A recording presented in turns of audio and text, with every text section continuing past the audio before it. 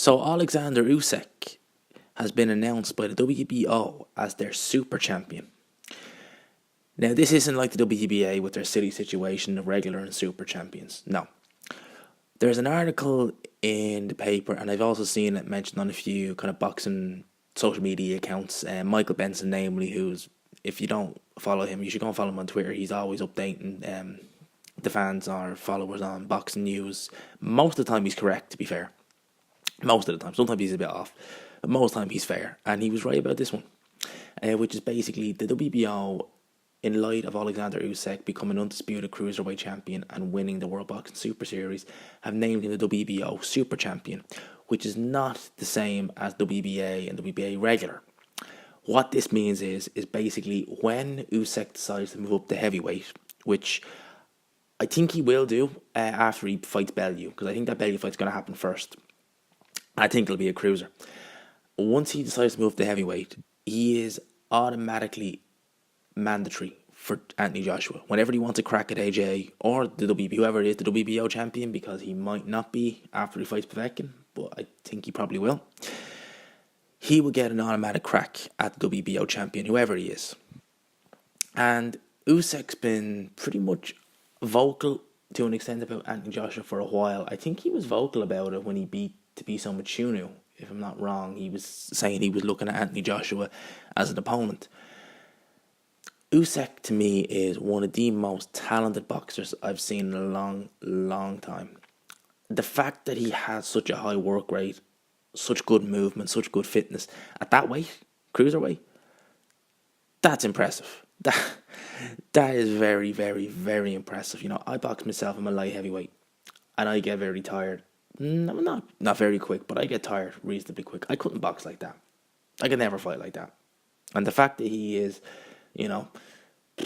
32 stone, 30 pounds bigger than me, that's impressive. So he obviously has terrific fitness, terrific stamina, terrific movement, terrific engine, great work rate, great work rate.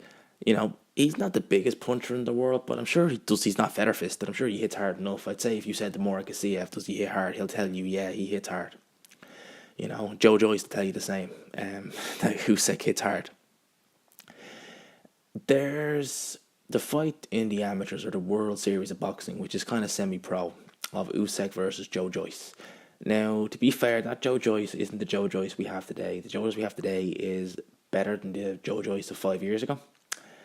But even still, he was soundly beaten by Usyk in that fight. He was getting hit with left hands, left, right, and centre.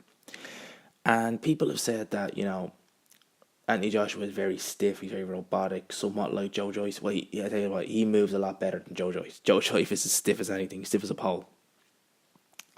But I can see kind of where Usyk will have success against Anthony Joshua if they fight. I can see where he'd have some successes against Anthony Joshua in terms of I don't think he'd find it too hard to find home for his left hand with counters anyway. But do I think he'd win? Right now, I don't think he'd win. Right now, I think Anthony Joshua would beat Usyk on points. I don't think he'd stop him. I think that the size of Anthony Joshua, the punching power of Anthony Joshua would be too much for Usyk. And like a good big guy always beats a good little guy. And I think that Usyk, as good as he is, and he is very good, there comes a time where size is just too big a factor.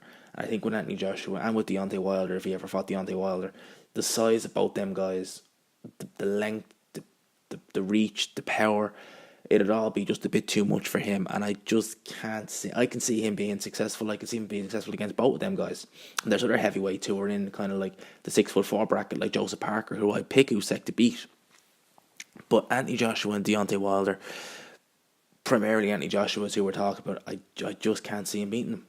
And I'd like to be proven wrong, because I'm a big fan of Usyk. I love watching him. I've watched most of his fights. I just love watching Usyk. I think he's a great fighter. I think he's a brilliant fighter, but I just can't see him beating Anthony Joshua. Maybe I'm wrong, and maybe people disagree with me. You can feel free to leave your comments below, but I don't think he's going to beat Anthony Joshua. I think if they ever fight, anytime soon anyway, Anthony Joshua's going to win. Obviously, we got to see how he looks against Povetkin. That's no foregone conclusion that he beats Povetkin. Povetkin is a very, very, very dangerous fight. And I'd actually quite like to see Povetkin versus Usyk. I think that'd be a very interesting fight.